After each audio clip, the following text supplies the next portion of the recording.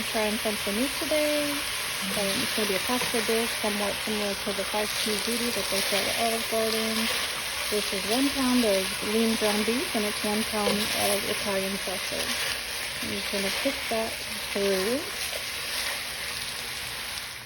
Alright, while that ground beef is browning, these are some of the ingredients that I'm going to use. I'm really just winging this and hoping for the best.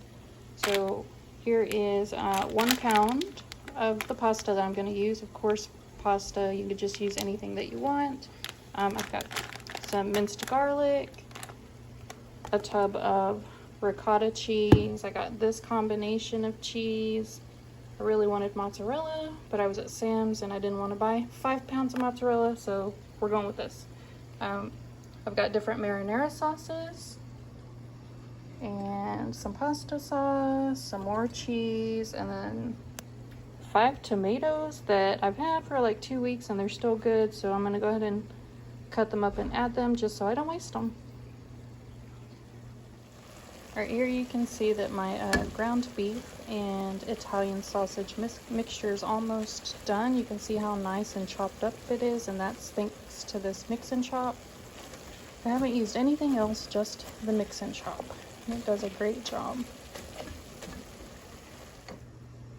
Alright, since we're hanging out in the kitchen, I'll show you some of the newer Pampered Chef items that I ordered. They're not new to Pampered Chef, they're just new to me. So these are, I think, called microwave grippers or something like that. It's supposed to protect your fingers when you're getting hot stuff out of the microwave. I actually got them to get stuff out of my quick cooker. This is a rolling pin, and it is made out of marble. This thing is super heavy, and it's got that little wooden holder. It's kind of cool. I haven't used it yet, but my daughter did when she made an apple pie, so she got to use that. And I think she made some fondant as well. So Pampered Chef always surprises me with the sizes of their products, because if you look at this guacamole seasoning online, it looks so small, and here it is in person, 3.2 ounces. It's pretty big. I mean, it fits in as big as the palm of my hand. So I'm anxious to try that. And then some bell pepper herb seasoning. It just sounded really good, and it still does, so I don't know, maybe we'll put that on some chicken or something. Here are the 5 tomatoes that I had. I just cut them into quarters, and then I'm going to go ahead and add that to my meat mixture. My meat mixture is very lean. I bought the lean stuff, so I'm not even going to drain it. Alright, so there's the tomatoes. I threw those in. I happen to have a garden-grown onion and a garden-grown bell pepper that I'm going to go ahead and just throw that in too, just for extra flavor. Okay. Alright, just going to stir it. So those tomatoes and then the onions and the bell pepper, just going to cook it until they cook down some, and then I'll go ahead and add some sauce to the pot.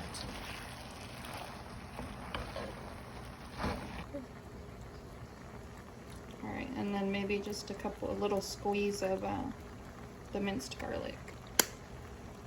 Water's it's pretty good enough now for boiling. I'm going to go ahead and throw my pasta in there. I salted the water, and I think that cooks for about 12 minutes. Alright, so here is the bell pepper herb that I just told you about. I literally just got it in my order. I opened it and I smelled it. It smells like pizza. It smells so good, and since this is an Italian dish, I'm just going to go ahead and throw some in there.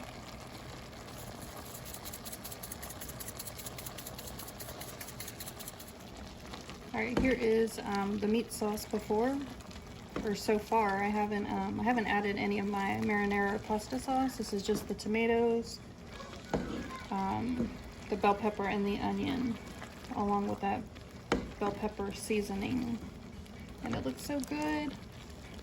So the tomatoes are pretty much cooked down, so this is where I'm going to go ahead and add some pasta sauce, and then I will probably add like a little bit of some tomato paste along with my ricotta cheese, so that it'll be like a creamy tomato sauce. Okay. All right.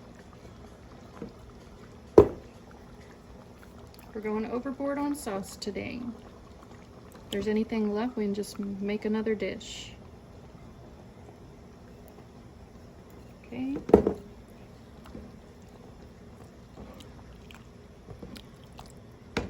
So pretty. Okay. All right, here's my tomato paste. Probably put like the equivalent of maybe like a tablespoon. About that much. Then here is my ricotta cheese. Try not to splash us. Ah! Okay. Alright, and this is what it looks like when you add ricotta cheese to some pasta sauce. Doesn't that look so good? It looks like something that you would see on your plate at Olive Garden.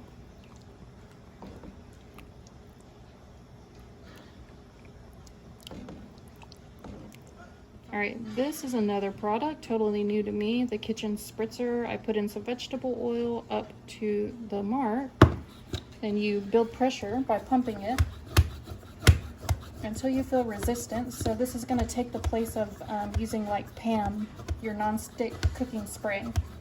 I feel some resistance, but this is the first time using it, so who knows if that's enough. It said pump it 15 to 20 times. Alright, so we're going to go over here to my baking dish and spray. Do you see anything? We might have to redo this video. There it is. Probably because I have never used it. Ah, that's wonderful. Look at that. Pasta's cooked, so I'm just going to throw it in my pan and then top it with some sauce. Alright, my pasta sauce has been warming, simmering for about maybe about 10 minutes. I'm gonna say it's good. That ricotta is all worked through already, and then I'm just going to spoon this over the pasta, and then I'm gonna mix everything together. Alright, so I switched to the Pampered Chef ladle. This thing is jumbo. I don't know how much it holds, but it holds a ton. So I'm just gonna spoon this into the pan.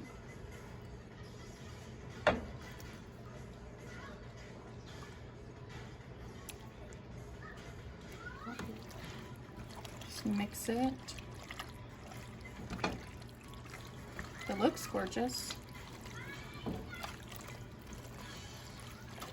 I think I'll add some more sauce. I really like things saucy and not dried out.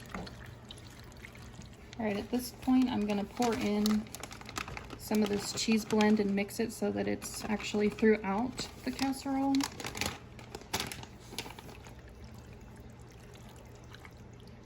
Did I just lose some over the edge?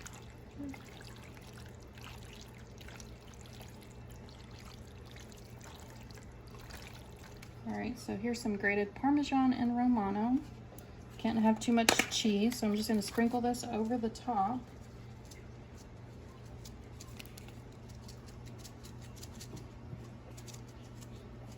Okay, and then I'm going to go back with the same cheese blend that I used. So I'm just going to top it. Then we're going to throw it in the oven and bake it uncovered at 350 for maybe 25 to 30 minutes.